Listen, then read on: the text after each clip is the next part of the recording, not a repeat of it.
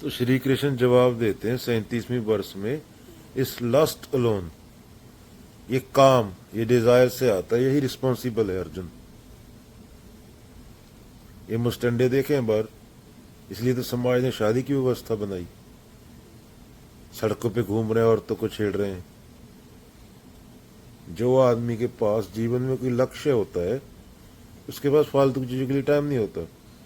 इसलिए आम आदमी के लिए शादी की व्यवस्था बनाई, नहीं तो वो सड़कों पे जाती औरतों को तंग करेगा, उनकी चुन्नियां उतारेगा, उनको बुरी नजरों से देखेगा।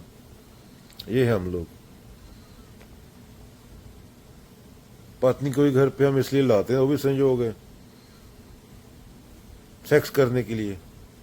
दोनों का एक एक अंग निकाल दो, एक अंग औरत के शरीर में से निकाल दो, एक अंग आदमी के शरीर में से निकाल दो, तो कहाँ गया? 2 दिन शादी नहीं बचेगी। तो प्रेम तो और चिड़िया का नाम है, प्रेम ब्रेम नहीं है। हमारे बच्चे भी संयोग के हैं, हमारे रिश्ते भी संयोग के हैं, हमारा पैदा होना भी संयोग पे है। एक मूवमेंट इधर उधर हो जाता तो और कोई पैदा होता। तो पूरा संयोग है तुम्हारा, ये ज्ञान मार्ग है। 2-4 सेकंड इधर उधर होता, तुम्हारे माँ बाप का मिलना, तुम ना होते। तो पूरा संयोग है। तुम्हारा मरना तुम्हारे हाथ में नहीं है, अभी मर जाओ, सो भी संयोग है। ना पैदा होना तुम्हारे हाथ में है, ना मरना। तो करता भाव अगेन। लस्ट से डिजायर आता है, डिजायर से एक दूसरे को कंज्यूम करते हैं, कंज्यूम ही करते हैं ना। प्रेम के तो आजादी देनी होती है। प्रेम में तो दिया जाता है, लिया नहीं जाता कुछ। हम तो लेन देन रहता है हमारा, तो शादी की शुरुआत से एंड तक। तो वो बात है, और इसलिए सफर करते हैं। उसका खामियाजा ये वो कितना पड़ता है ना, और उसी को नर्क बोला गया है। क्योंकि आम आदमी की कंडीशनिंग इतनी तकड़ी होती है, उसके पास कोई लक्ष्य होता नहीं, हमारे जैसों के पास। तो शादी जरूरी हो जाती है इसलिए, नहीं तो जगह जगह मुंह मारेंगे लोग। प्रकृति है ना। हर कोई विवेकानंद या बाबा नानक तो होता नहीं, उसके लिए कड़ी तपस्या करनी पड़ती है, अकेले में रहना पड़ता है, पढ़ना पड़ता है, अध्ययन करना पड़ता है, ऑब्जर्व करना पड़ता है, मेरे साथ क्या हो रहा है, सोच क्यों आ रही है, गुस्सा कहाँ से आ रहा है। इतना टाइम कहाँ है? हम तो दारू का दे पोए मारते हैं, तंदूरी चिकन मारते हैं, बाद में शीला बदनाम हो जाती है, फिर सो जाते हैं, अगले दिन फिर उठ के वही। नरक स्वर्ग, दुनिया के बड़े से बड़े धर्म भी कामना पे खड़े हैं। नरक से भागता है आदमी, स्वर्ग पाना चाहता है। अगर कबीर को, बुद्ध को, महावीर को पढ़ोगे, वहां तो कामना वाले की बात हुई है ना, वहां तेरे अंदर की बात हुई है, बाहर की बात ही नहीं हुई। कुछ बाहर कुछ है ही नहीं, जो है तेरे अंदर है। तेरे अंदर के कारण पूरी समस्या है बाहरली। जो तुझे जैसा अंदर से है, तो वैसा तेरे को बाहर दिखाई पड़ता है चीज। एक साधु उस टाइम पे, जो असली संत होता है, स्वर्ग में हो सकता है उसी जगह पे बैठ के, और एक चोर आदमी उसी टाइम पे नरक में हो सकता है। मानसिक है वो। पर तुम्हारे तो दुनिया की 90% आबादी के तो धर्म ही इस काम पे खड़े हैं। स्वर्ग नरक में जाएगा, वहां पे भी औरतें मिल रही हैं। शरीर तेरा यहां रह गया, जला दिया, दबा दिया, कीड़े खा गए, स्वाह हो गया, तो वहां पे बिना शरीर के और तो करेगा। ऊपर कोई जगह थोड़ी बनी है।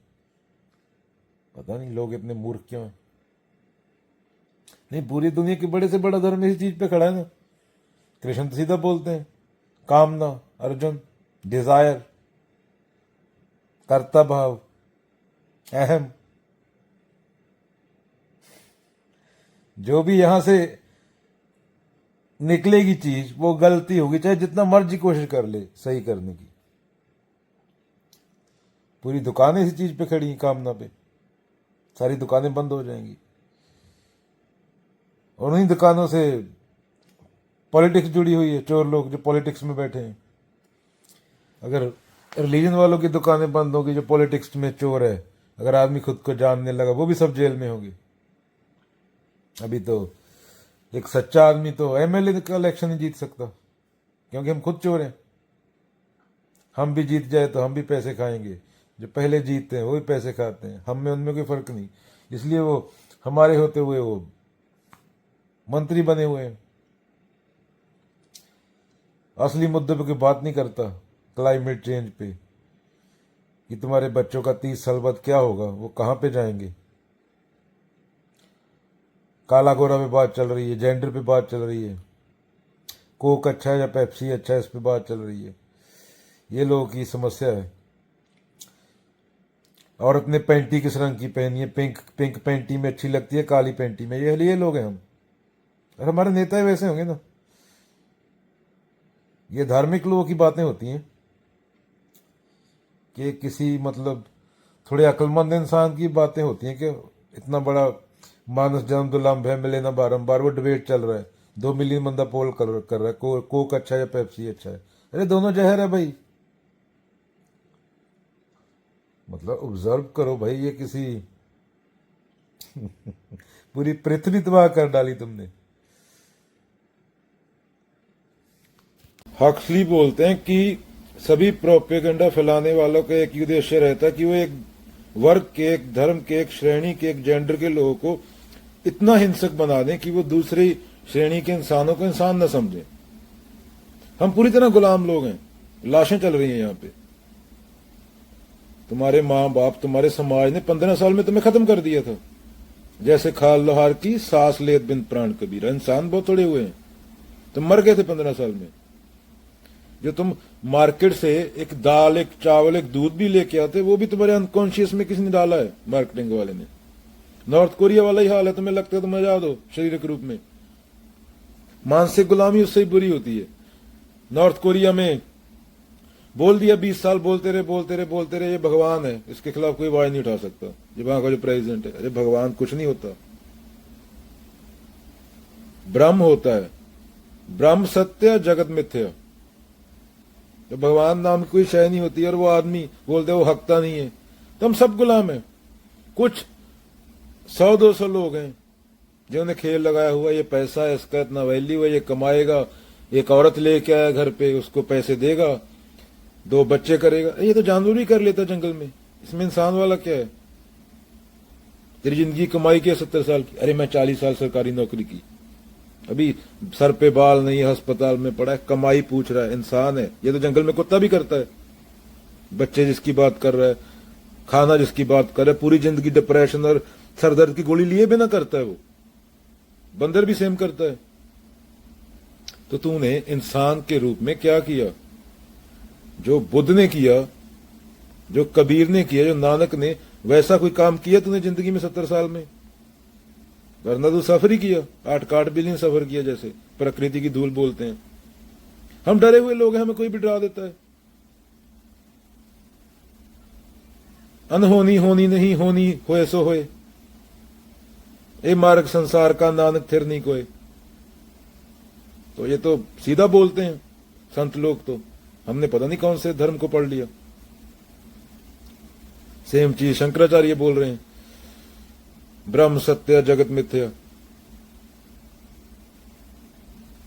उसके बारे में सोचने जाओगे, परे परे परे बुद्ध बोलते हैं, अपो दीपो भव, अपनी ज्योत खुद बनो। तो ये लोग ऐसे बन जाओगे तो ये धरती का ये हालत होगा क्या? तुम्हारे माँ बाप, तुम्हारा समाज, तुम्हारा डकोसला, तुम्हें बांध दिया गया दिखाने को लोगों को कि ये अच्छा इंसान है। पर तुम्हारे फोन को उठा ले, उसकी हिस्ट्री चेक कर ले, गूगल सर्च, दिखाओ अपना फोन, मेरा ले लो, देख लो मैंने लास्ट 1 साल में गूगल पे क्या सर्च किया है, तुम्हें पता चल जाएगा। तुम्हारा फोन दे दो, तुम्हें वो पता चल जाएगा तुम इंसान हो या बंदर हो या कुत्ते हो या बिल्ले हो। हिटलर ने भी ऐसे किया था, क्योंकि लोग कंडीशन होते हैं, लोगों को आत्मज्ञान नहीं होता। हिटलर ने बोल दिया जीव बुरे होते हैं, हम बेस्ट रेस हैं। 10 साल में मीडिया में प्रोपेगेंडा फैलाया, मानने लगे लोग। मुसोलिनी, हिटलर, सबने यही बोला ना राज करने के लिए कि हमारी रेस बेस्ट है। खून एक है, जोत एक है अंदर, सेम रिवर फ्लोइंग। कबीर बोलते हैं, एक बेस्ट कौन आ गया भाई? इंसान हो, मिट्टी हो। 40 साल बाद तुम पता है, तुमसे पहले लोग जो होके गए वो कहां है? मिट्टी है वो। कौन सा बेस्ट, कौन सा क्या? माटी का कुमार से तू क्या रौंदे मोहे, एक दिन ऐसा आएगा मैं रोंदूंगी तो। अर्जुन अपना मैं भाव छोड़ के अपना कर्म मुझको समर्पित कर दे, कर्म होने दे जैसे फूल खिलता है, ये इंसान होने की पहचान है। ये नहीं कि मैं जो होती नहीं वो चीज के कारण सफर करते हो। कुछ होना तो चाहिए ना सफर करने के लिए। मैं भाव, आई टेंडेंसी, इतने मूर्ख हैं, अवलोकन नहीं कर सकते। वो लोगों से डरते हैं क्योंकि मैं ही अवलोकन करने ही देती। उसके सामने सच आके खड़ा हो जाए तो भाग जाएगी। हम सच उसके सामने लाते ही नहीं, हम भागते हैं, हम खुद से भागते हैं। हम नहीं चंगे बुरा नहीं कोई। इस श्लोक को कोई एक दिन बैठ के विचार कर ले, दुनिया में एक समस्या न रहे, सारी लड़ाई खत्म हो जाए, यही धरती स्वर्ग बन जाए। मंगल ग्रह पे तंबू गाड़ने की जरूरत नहीं, वहां पे 8 बिलियन को लेके भी नहीं जा सकते। एक बंदे को ले जाने का कॉस्ट $6 बिलियन है। कितने लोगों के पास 6 बिलियन है दुनिया में? 100 आदमी के पास होगा, तो कितनों को लेके जाओगे मंगल पे धरती तबाह करके? तो आत्मावलोकन जरूरी है, नहीं तो कोई भी तुम्हें कुछ भी बेचेगा। उनको ग्राहक चाहिए, तुम्हें ये चाहिए, तुम्हें पता नहीं तुम्हारी कंडीशनिंग है, तुम्हें लगता है तुम सक्सेसफुल हो, तुम अपनी आधी जिंदगी कमाई लेके गाड़ी लेके आए और गिफ्ट में दे दिया औरत को। तुम्हारी आधी जिंदगी है वो 5 लाख की जो गाड़ी लेके आए। ऐसे सोचा करो, अवलोकन किया करो। ये जिंदगी है तुम्हारी, एक ही जिंदगी है तुम्हारे पास। अगला सांस आए पता नहीं।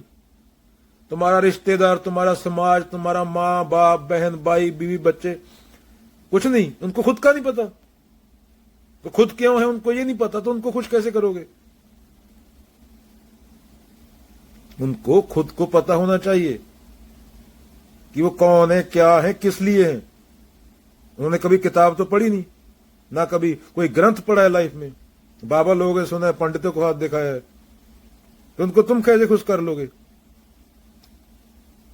इसको खुश रहना हो तो 2 बिना टांगों के खुश है। इजराइल में बैठा खुश है, पूरा फैमिली खत्म हो गया, बम गिरा, एक बंदा बैठा हुआ आराम से रोटी खा रहा है। तो तुम्हारे हाथ में नहीं है, संयोग है। वो तुम्हारे घर के ऊपर बम गिर जाए, कौन तुम्हारा बहन भाई, अकेले तुम बचो, वो संयोग है। अंदर जो बात चल रही है, जो अंदर वृत्तियां हैं, वो तुम्हारे बस में है। अहम, आई टेंडेंसी, ईगो भाव को त्यागना होता है, और उसके बाद ही दुनिया की पूरी समस्या सॉल्व हो सकती है। वरना प्रोपेगेंडा हम जिंदा ही नहीं। अगेन, जैसे खाल लोहार की सांस लेत बिन प्राण। अर्जुन, कर्तव्य छोड़ो, टोटल सरेंडर टू मी। फूल की तरह खिलो, हार जीत जरूरी नहीं है, कर्म जरूरी है। और कर्म क्या होता है? जो मैं मेरा से ऊपर उठ के किया गया हो। तो कर्म तो कोई कर ही नहीं रहा, 8 का 8 बिलियन नहीं कर रहा वो। तो फिर वैसे हैं सब धार्मिक, इसलिए तलवारें उठाए घूम रहे हैं। कभी देखा? ऐसा सोच सकते बाबा नानक और बुद्ध तलवार लेके दूसरे गला काटने लगे और इंस्टाग्राम पे फोटो डाल रहे हो? हाँ, और औरंगजेब और गुरु गोविंद सिंह की लड़ाई हो सकती है। वो शासक था औरंगजेब। सोचा करो, ऐसी मरनी जो मरे, बहुर न मरना होए।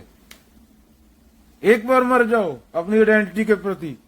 तुम्हारा धर्म, तुम्हारी रिलीजन, तुम्हारा कंट्री, तुम्हारा ये वो, वही इंसान हुए जो इन चीजों से ऊपर उठ के जिए।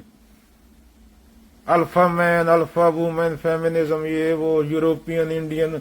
एक बार मर जाओ, वरना दिन में 100 बार मरोगे। ये तुम्हारा दंड है, इसी को नरक बोला गया। नरक कोई ऊपर नहीं है, नरक तुम्हारे मन में है। नहाए गंगा गोमती, रहे बैल के बैल कबीरा। एक बार मर जाओ, अपनी ईगो को, अपने मैं भाव को तेरा तेरा हो जाए, वरना रोज मरोगे। दिन में 1000 बार मरोगे। तुम्हारे माँ बाप, तुम्हारे बहन भाई, तुम्हारा समाज रोज मर रहा है। बड़े पेट वाला शर्मा जी सुबह उठ के पूड़ी के लिए लड़ रहा होता है। शर्मा जी ने वर्मा जी का सर फाड़ दिया। ये लोग हैं तुम्हारे इज्जतदार समाज के। पूड़ी आलू के लिए, मूली के पराठे के लिए पाद दिया, उसको बदबू आ गई, वर्मा जी को शर्मा जी ने पाद दिया। ये है तुम्हारी समस्या। ऐसी जिंदगी चाहिए? अरे मर जाओ ऐसी जिंदगी से, तुम जिंदा ही नहीं हो। इंसान होने का मतलब समझना चाहिए बंदे को, वरना मौत अच्छी है इससे। तो मरे हुए हो तुम, जिंदा ही नहीं। खुद की शक्ल देखा करो सुबह उठ के। कोई सर पे पग डालने से, टोपा डालने से, मूछ मुंडवाने से, वो तो बकरे का भी कर लो ना। बकरे की पूंछ काट दो, लंडा बकरा। और कृष्ण कोई राम राम थोड़ी बोल रहे हैं बैठ के उधर। युद्ध के मैदान में खड़े हैं, दोनों सेनाओं के बीच रथ खड़ा है, वहां पे बातचीत हो रही है गीता में। अर्जुन युद्ध कर, मैंने भी किया था, कंस के साथ किया था। मेरा मामा गलत था, वो जिंदा रहता तो समाज में लोगों का उत्पीड़न होता। तो एक योद्धा का कर्म होता है कि वो सत्य को आगे रखे, और वही उसकी मुक्ति का कारण है। निष्काम कर्म, फल की चिंता ना रहे, हारे जीते मरे ना जिए, योद्धा के फिक्र। मर गया तो शहीद कहलाएगा, अगर जिंदा रहा तो समाज का भला होगा। वो खुद को आस्तिक बोल रहा है, वो पूरा नास्तिक है, धर्मी पखंड पे खड़ा है आज का पूरा।